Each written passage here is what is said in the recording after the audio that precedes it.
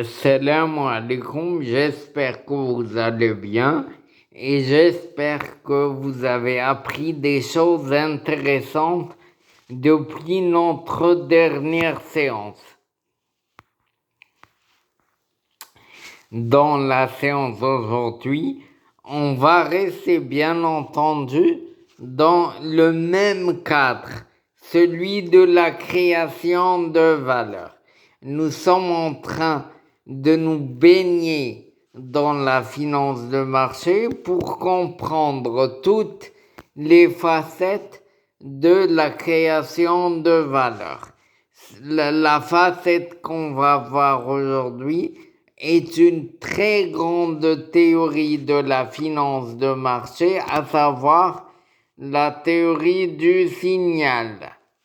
La théorie du signal est une très grande théorie de la finance de marché. Bien entendu, elle est liée à la théorie d'efficience que nous avions dit que c'est une des plus grandes théories de la finance. Je me rappelle dans un entretien d'embauche, on m'avait posé la question sur la théorie d'efficience. Bon, malheureusement, l'intervieweur a commis certaines erreurs dans ce qu'il a dit. Pourquoi je suis sûr qu'il a commis certaines erreurs? Parce que la théorie d'efficience est la même. Elle n'a pas changé au fil du temps. D'accord? Il a posé des questions qui n'étaient pas à leur place. Donc, moi, j'ai conclu que, bon, bien sûr, par respect, je ne lui ai pas dit que tu es dans l'erreur. Mais, bien sûr que lorsque j'avais à expliquer ce que je savais, je l'ai expliqué, j'ai donné des explications en lien avec la théorie d'efficience. La vraie. La théorie du signal, elle est en lien avec la théorie d'efficience aussi. Elle est basée sur la qualité de l'information. La théorie d'efficience aussi est basée sur la qualité de l'information. Si vous vous rappelez, on avait étudié la théorie d'efficience en détail lorsque nous avons abordé les décisions d'investissement.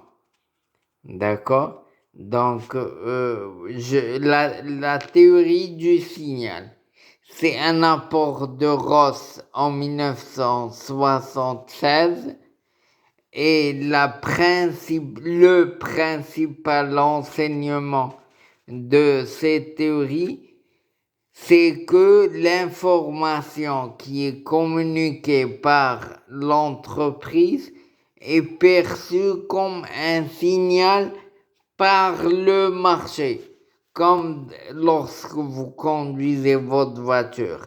Lorsque vous mettez la lumière jaune à droite, c'est un signal aux autres conducteurs, comme quoi vous allez tourner à droite.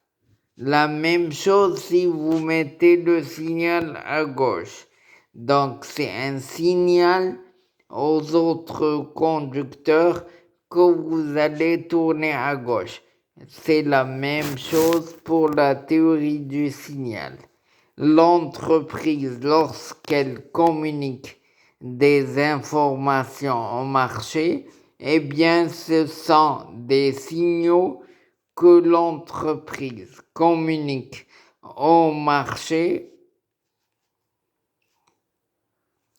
et le marché va les interpréter pour prendre pour réagir à ces informations. donc pour engager des réactions. Donc, sachant que le signal, la théorie du signal, son principal apport est l'information qui est communiquée par l'entreprise à son marché. D'accord?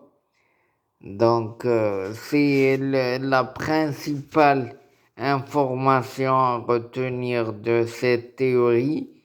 La prochaine séance, si je me rappelle bien, on va faire le lien entre la rentabilité économique et la rentabilité financière. D'ici là, je vous souhaite d'aller bien. Salam alaikum.